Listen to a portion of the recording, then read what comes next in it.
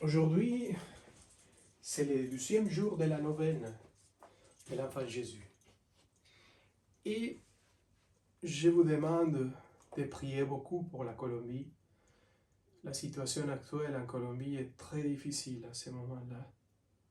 La violence dans mon pays, la situation est très grave.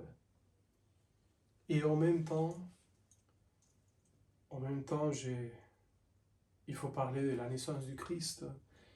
Et il faut vous dire l'évangile d'aujourd'hui, Matthieu, chapitre 1, nous parle de quelqu'un qui est né dans cette culture, dans cette nature, dans cette humanité cassée par le péché.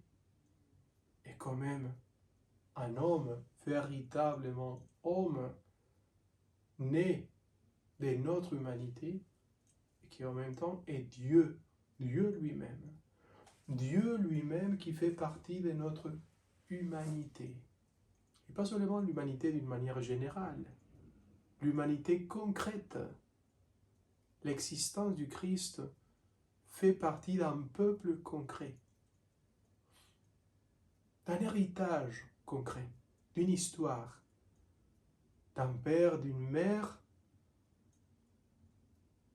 un père d'adoption, mais une famille et une tradition qui en plus attendait la naissance du Christ, qui attendait la naissance du Messie, qui attendait le Messie qui viendrait sauver l'humanité et qui viendrait sauver le peuple. Cet peuple qui a connu Dieu et qui quand même a péché. En fait, l'évangile de Matthieu va nous parler des 14 générations. Depuis Abraham jusqu'au David, 14. Depuis David jusqu'à la déportation à Babylone, 14. Et après la déportation de Babylone jusqu'à la naissance du Christ, 14. Alors, un homme, vraiment homme, qui connaît notre histoire, qui fait partie de notre histoire, et qui est vraiment Dieu. Ressuscité. La seule manière de changer cette humanité cassée par le péché, c'est l'action créatrice, transformatrice du Christ ressuscité, que c'est le même reçu. Jésus qui va naître dans nos cœurs. Le fait de naître, la naissance du Christ, la résurrection du Christ parle de la même réalité. C'est une expérience mystique. C'est l'expérience de vivre la présence du Christ vrai, vivant dans notre cœur, qui nous transforme, qui fait de nous des hommes et des femmes transformés en Christ, qui montre le visage du Christ, qui parle à la manière du Christ, qui fait les choses que Christ fait. On est des instruments de création du Christ pour sauver l'humanité, pour transformer l'humanité. On a Dieu dans nos cœurs. Et le Christ est capable de faire de nous des créatures nouvelles qui transforment l'humanité.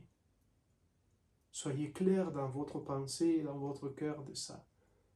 On a la résurrection et la naissance, c'est la même expérience. Vivre en tête à tête, face à face, cœur à cœur, avec notre Seigneur et se laisser transformer par lui. Voilà. Se laisser transformer à tel point qu'on devient, selon Saint Jean de la Croix, Dieu par participation, c'est-à-dire quelqu'un qui a la sainteté, le cœur, l'amour de Christ pour sauver l'humanité, pour la transformer. Et voilà. La seule espoir, la seule espérance qu'a l'humanité, c'est de se laisser transformer par Dieu et devenir le corps du Christ, le cœur du Christ qui transforme cette humanité cassée qui a besoin de Dieu. Quelqu'un qui soit éternel, saint, qui nous fait devenir saints. Au nom du Père et du Fils et du Saint-Esprit. L'endroit où il va naître, c'est ton cœur. Et les cœurs de tellement du monde qui ont besoin de lui.